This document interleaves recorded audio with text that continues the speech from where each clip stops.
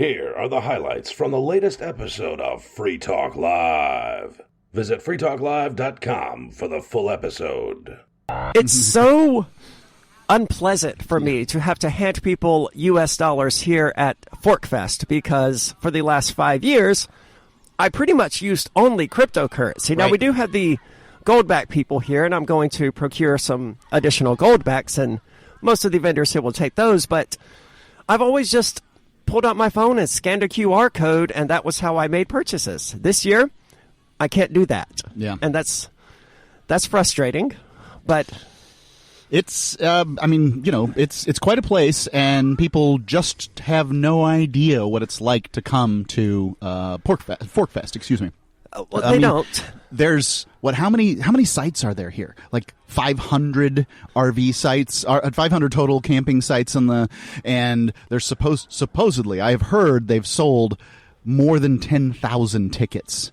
Now I can't imagine how it's done. Correct. But it was 2,500 last I heard that they stopped selling.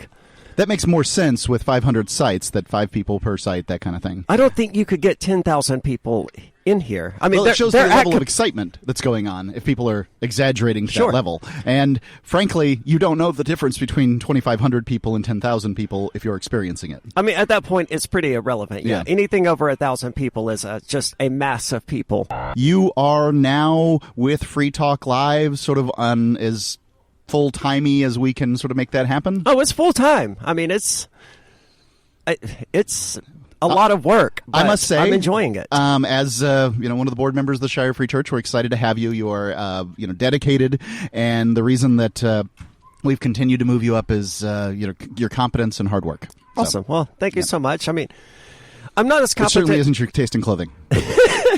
I don't know. I tend to disagree. I mean, you did describe me recently as Ian in a dress, so the clothing has to kind of be you don't just want another Ian, right? You need Ian with a twist.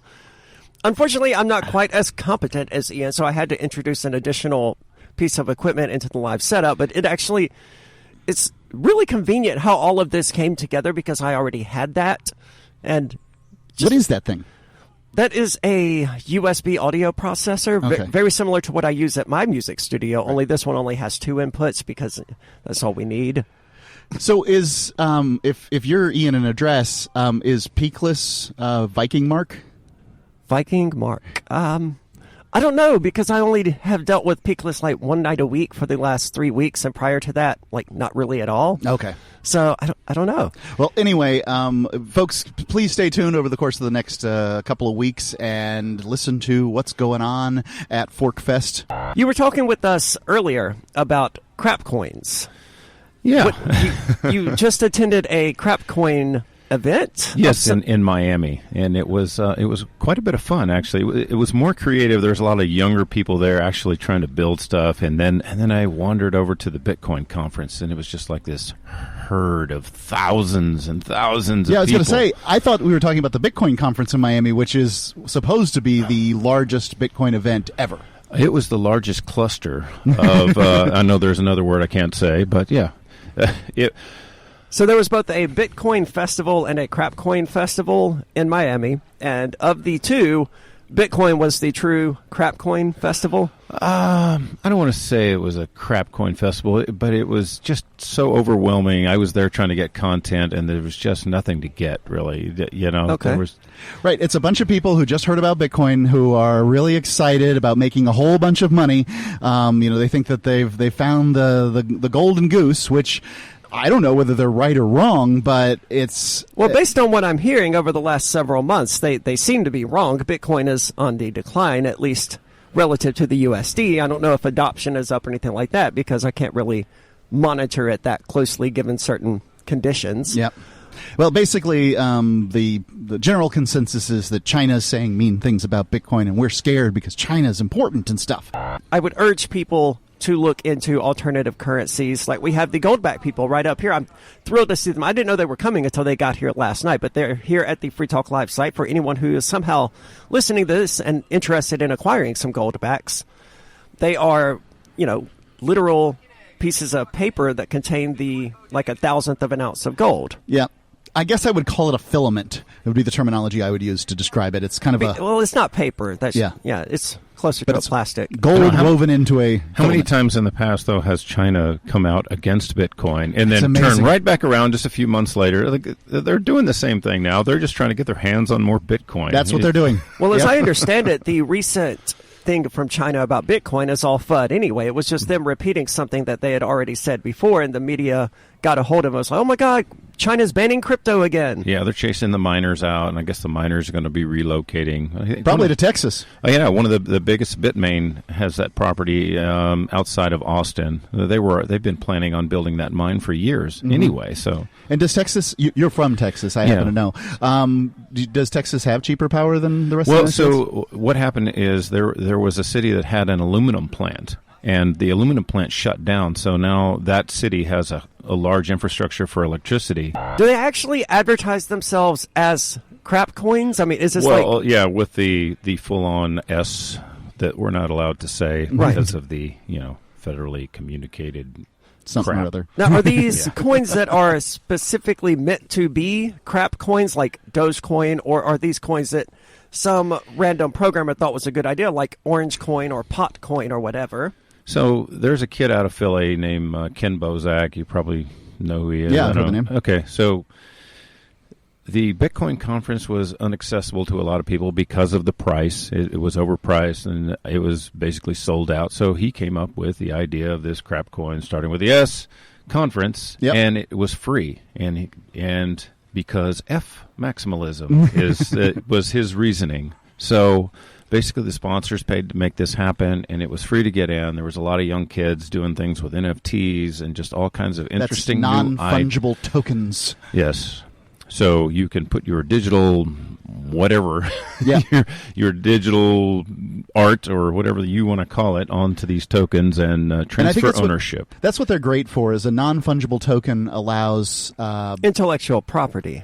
You don't have to say that you created it in order to say that this is my Mona Lisa. Like, if I had the Mona Lisa, I wouldn't have to say, I painted it, therefore it's mine. I was like, this is physically in my possession, therefore it's mine. You've had your opportunity to defend intellectual property. May, can we go on with the interview?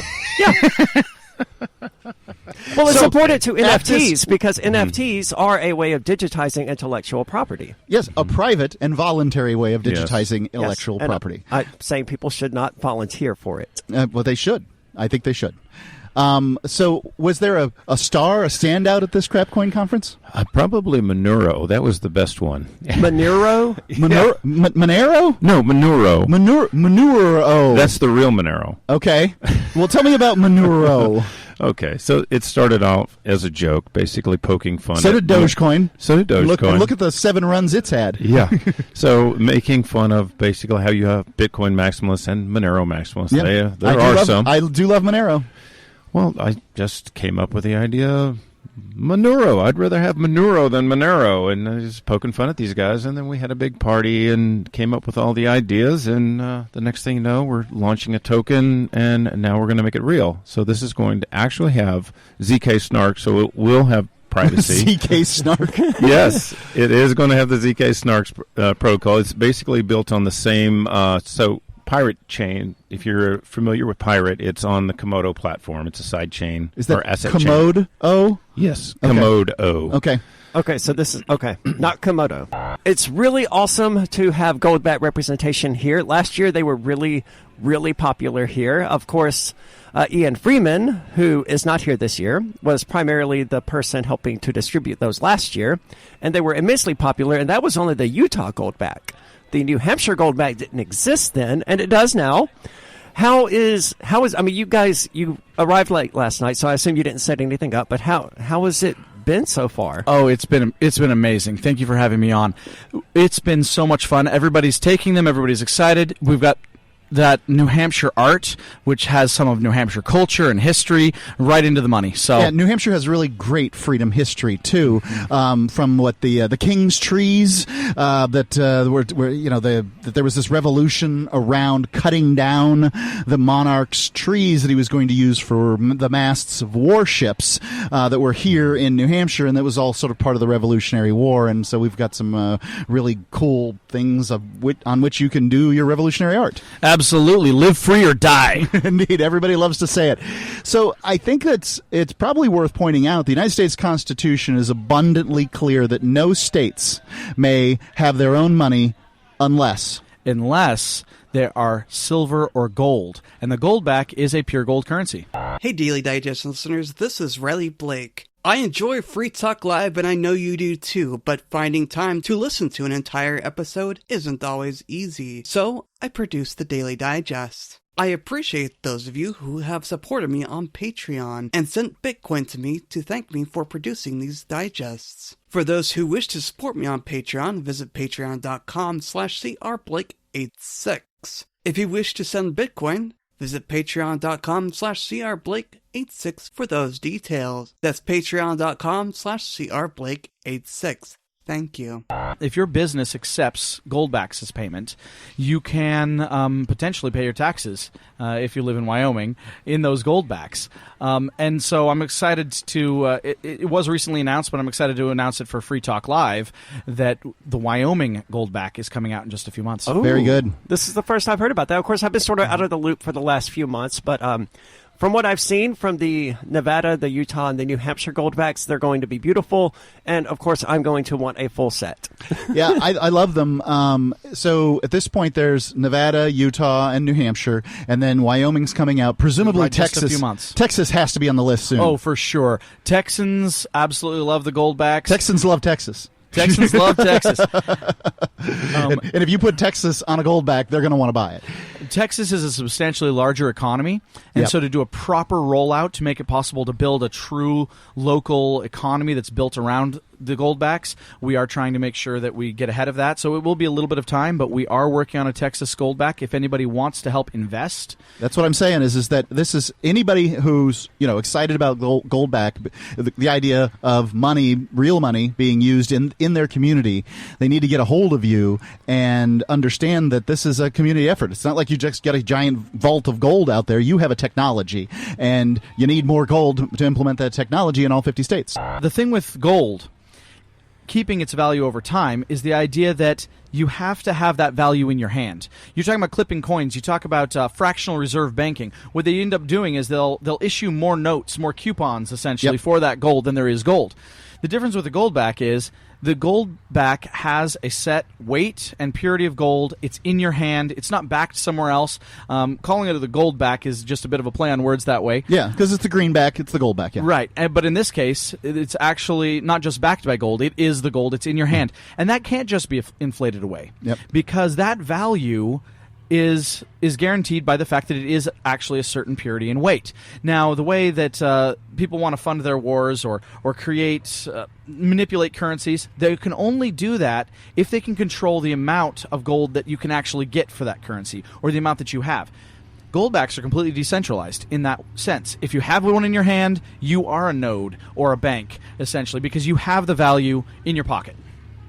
It's the truth, and it's hard to understate the value of that. That no one can take that from you without physically robbing you. Sure. But the government is regularly using inflation to rob you. Especially in the last 2 years, they are really using inflation to rob the value, to dilute the value of the currency that you have. Whether you want to call it, it's not robbery, ladies and gentlemen. Every time you choose to use the United States Federal Reserve note, you opt into a system where wealthy bankers take your money. You guys are known for your technology Float, and you've been having these Float festivals. Well, first tell me about Float real quick. Yeah, sure. So Float is a crypto social network without the big tech censorship. And last March we threw the first Float Fest, which was great. We threw it in the middle of Texas. Aaron put it together within 60 days or something crazy Yeah, like I'm that. really good at throwing festivals on a time crunch. We had Del Bigtree, Sam Tripoli, 300 RVers, tenors, campers join us, a bunch of merchants, and we're looking forward to the next one. Yeah. That's so great. And what so Float is kind of like, dare I say, YouTube with that, but it's decentralized. So it's actually like all of the best parts of existing big tech social media platforms kind of merged in one. So Okay. Well, we have that's like the a goal, Patreon feature where you can subscribe to exclusive content using cryptocurrency. You can upload video, audio, long form posts, short form posts. So it's Twitter Facebook, YouTube, Patreon, kind of all in one. We have live streaming. We have every account comes with a crypto wallet. Right now we support BTC, but we are adding our own token and support for Ethereum and other currencies coming down the line. And the big part of what we're doing is connecting people on the social network side, but then also creating peer-to-peer payment channels in a real-world use case for cryptocurrency by integrating cryptocurrency. So whenever you send a tip or you subscribe to someone or you pay for anything on Float, there's no intermediary. It's peer-to-peer, and we don't take a cut. Besides Float.app being this great alternative social media platform for people who love cryptocurrencies and hopefully everybody else soon, and you can find that at Float.app, we're also talking about Ross Ulbricht. This is the Dread Pirate Roberts from Silk Road. And Silk Road is this old website that ran for maybe a year on the dark web where people could buy and sell anything they want without government regulation. What did that result in? It resulted in drugs, ladies and gentlemen. It turns out people wanted to sell drugs when there was no government regulation on the internet. And Ross Ulbricht was the webmaster of this website. So they gave him 2 life sentences plus 40 years. Like, end of story. That's what they did. And I am amazed. Reasonable. Yeah, I'm amazed by this, and I would love to see Ross be free, but I don't know how that's going to happen. At this point, we've gone past what was my last hope, which was Donald Trump giving Ross a pardon. All the normal legal avenues for appeals have been exhausted, and I haven't talked to Lynn Ulbricht, Ross's mother, since that occurred.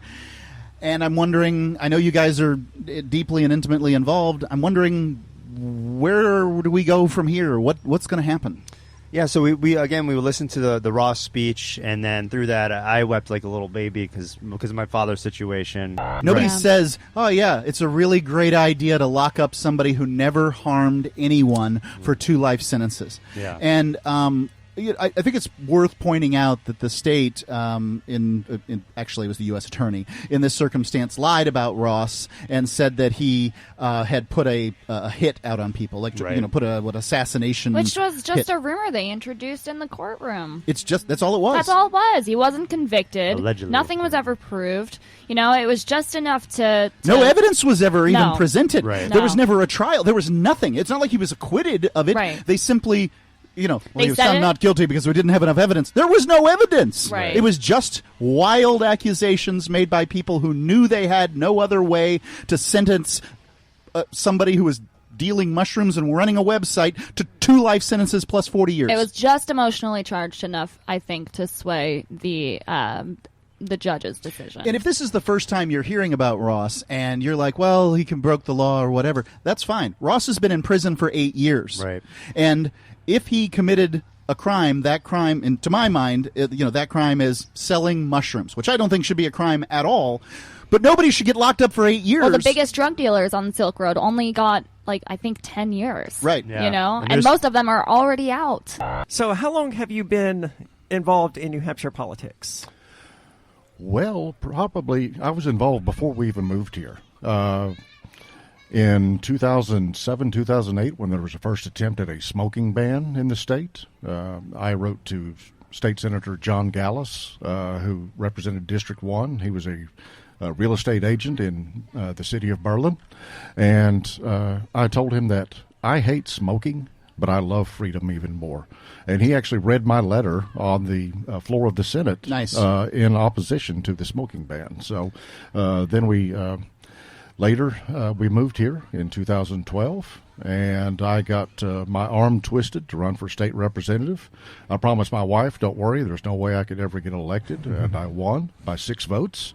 And then I won re-election, so I'm in my 2nd term representing Lancaster and Dalton. So this year, as I understand it, has been a banner year for liberty-oriented folks to be in the State House. That, for whatever reason, something like 120, I need to look at the list, but it's something like 120 A-rated by the NHLA representatives won office. That's the New Hampshire Liberty Alliance. Yeah, the New Hampshire Liberty Alliance, thank you.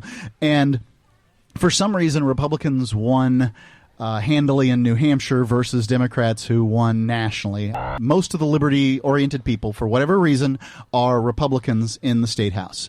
And the Republicans are in the majority, and the Republicans want the budget to pass. And the budget, by the standards of what libertarians want, is probably the best state budget ever passed in, the last 100 years. I remember seeing the Free State Project's post about it and how people were freaking out on Reddit, calling it, it destroys the public education system, all this other stuff. Like, yeah. Awesome. Right. So what it does is it gives people under a certain income threshold, twice poverty, it gives them their money from the taxes. So the money that would be allocated towards their kid or kids, they get that, and they can spend it at private schools, charter schools, public schools, wherever, home schools, whatever schools they want. And now Which is good, because public schools are terrible. People who make more than double poverty. Is it what? Go ahead.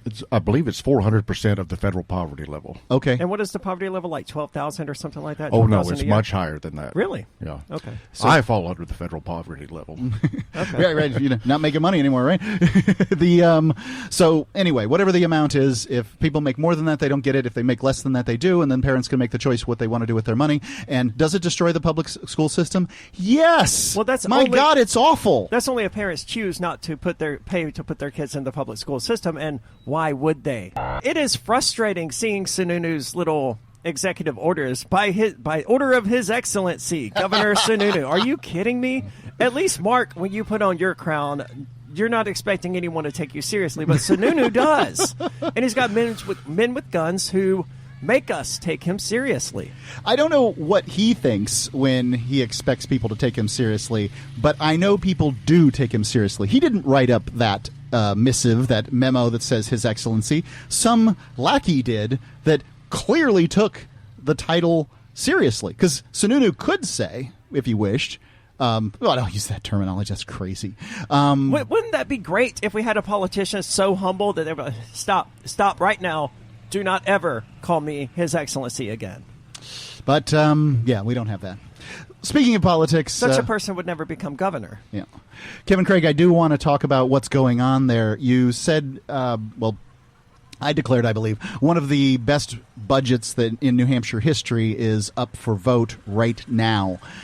And there's kind of a liberty conflict over it. If I could synopsize it, basically those in the Freedom Caucus, is that what it's called?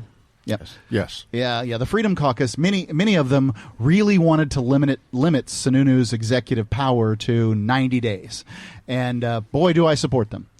Well, yeah, the biggest threat here was that, Sununu was able to declare a 21-day emergency order and then extend it. I personally don't know a teacher that if you said, here's $7,700 per student, you pick your class size from 1 to 30, you provide the building and the materials and the instruction, would you do that? Every teacher I know would jump at that in a heartbeat so that they could provide a really quality education for students at that amount of money. I mean, right now, as you said, it's costing them $17,000 to $30,000 per student. And this for public school. Yes, and this budget offers effectively $7,700. Well, I mean, it's obviously going to be more efficient because there's nothing efficient about the public school system. And none of that money really goes to teachers anyway who, don't have money for materials and stuff like that unless they pay for it out of their paychecks. And if you think about it for a second, $7,500 over 20 students, if you had, say, I was educated by one teacher per classroom up until the age of sixth grade, whatever age that is. And if that teacher had $150,000, that's what she would have as far as her budget goes when you're counting off heads in there, 20 students. That's plenty to educate those kids. It's the piles and piles of bureaucracy is what takes it. And, why wouldn't a teacher just set up a little school in a town and educate some kids? Forkfest needs a giant inflatable penguin. Oh, yeah. And I'm pretty sure we had it last year. And I swear, I was in a different mindset last year than I was this year. Last year involved significantly more alleged hallucinogenics. But I'm pretty sure I would remember seeing a giant inflatable penguin. It would seem like that would be the kind of thing you would remember. Yeah, I mean, I got a company, Think Penguin, and we sell computers and accessories, and the Penguin is basically a mascot for the Linux operating system, and Right. so we have a big penguin because we How cater did it come to to that. be a penguin? Do you know? That's a good question. It was.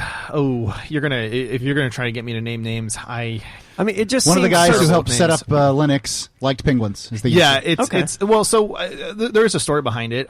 So Linus, who's the creator of the Linux kernel, okay, which is basically the heart of the Linux operating system, or the GNU Linux operating system for some out there who might prefer that. But basically, he said at some point he liked penguins, and so there's another guy who I cannot for the life of me think of his name, but it's like Eric something or other, I think. But he basically drew up a penguin. And it's kind of humorous because there's actually there was a vote that kind of went on for like a mascot or a logo or something, and it was terrible. And And it the penguin won? And basically the popular support won, and it became the penguin. So the Quill is a libertarian club, also known as the Fraternal Order of Porcupines. It's been around. So is it male only? No. Okay. No. Fraternal orders don't have to be male only. I just assumed they did. Yeah. No, like Okay. elks and eagles and those things. They're. Okay. I didn't know. Yeah. No, that doesn't have to be. It's our club. We do what we want with it. Right. Right. Fair Do you want a point. club or not? And it's been. This is our 11th year. So it's been around for a while. Yep. And it was spawned by Free Staters back in the day, and still run by Free Staters. It has about 100 or so members. Wow. Are they high active? membership. What do they do?